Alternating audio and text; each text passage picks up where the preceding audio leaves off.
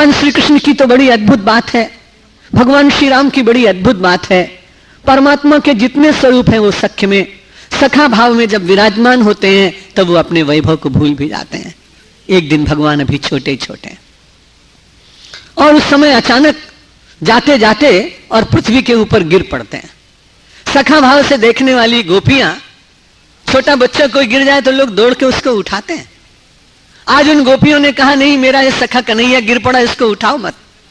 कोई सखी दौड़ी तो उसका हाथ पकड़ लिया, कहा कि नहीं। उन्होंने कहा कि नहीं, इसको आज पड़ा रहने दो। और कृष्ण को उन्होंने कहा, आज जब आप गिर पड़े हैं, रोदस्या करावलंबाय, तो किसी के हाथ का सहारा लेने के लिए आप रो रहे हैं कि कोई उठाए। लेकिन आपने कभी विचार नहीं किया कि जब पापी लोग रोते हैं कि आपके हाथ का सहारा मिले तो आप बड़े दूर खड़े रहते हैं। आज हम भी तुमको नहीं उठाएंगे, जिससे तुम्हें पता तो लगे कि करके अवलंब की कितनी आवश्यकता है। जैसे तुम आज गिर पड़े और रुदन कर रहे हो और किसी के कर का सहारा चाहते हो, वैसे कितने भक्त तुम्हारे सहारे से ऊपर उठना चाहते हैं, तब तुम्हें उनकी पीड़ा का अनुभव नहीं होता। इसलिए सखा कृष्ण, आज तू उस पीड़ा का अनुभव कर जिससे तुझे मालूम पड़े कि किसी के सहारे के बिना संसार चलता नहीं। और गोपी उन्हें उठाती नहीं। दूसरी गोपी के पास भगवान पहुंचते हैं और वहां जाकर के चुपचाप छिपकर मुरली बजाने लगते हैं। जब मुरली बजाते हैं तो अचानक देखती क्या है कि आज उसका चूल्हा बुझ गया।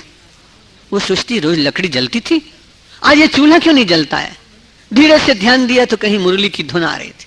जाकर के कहती, सखा श्री कृष्ण, तुमसे एक प्रार्थना है। अरे काम पर जाने वाला है मेरा पति, मुझे उसके लिए रोटी बनानी है। मां कुरु मुरहर, इस समय अरे मुर नाम के राक्षस को मारने वाले, मां कुरु वंशी रवम मधुरम, इस समय तू वंशी मत बजा। क्यों?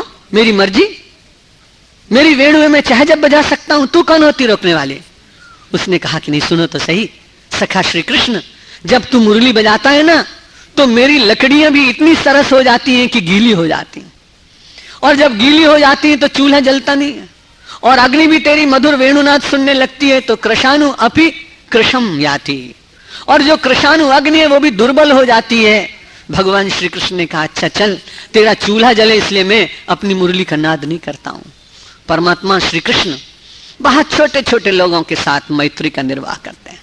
भगवान श्री राम जाति का विचार न करते हुए केवट के साथ सखा का जो दिव्य आनंद उसको प्रदान करते हैं, निषाद को अपने हृदय से लगाते हैं।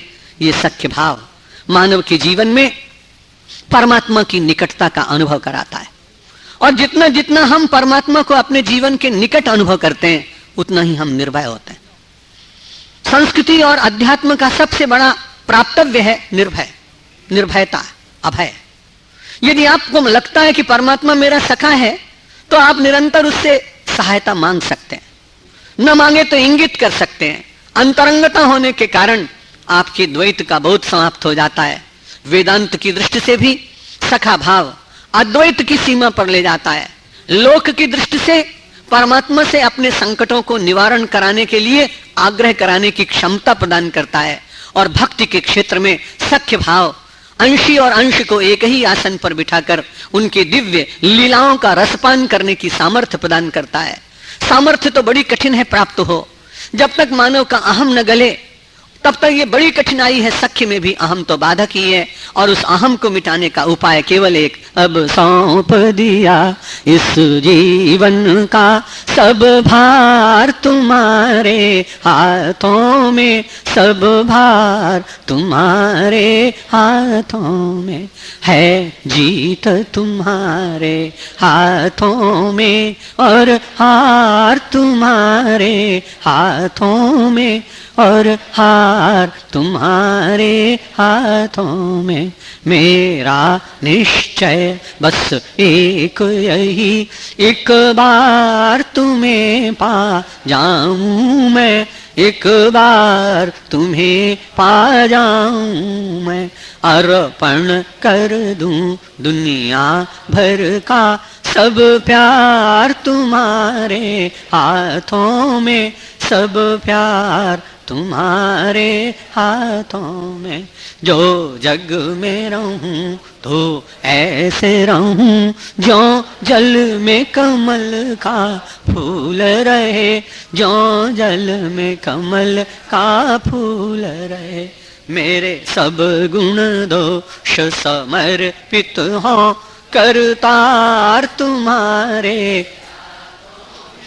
भगवान तुम्हारे हाथों।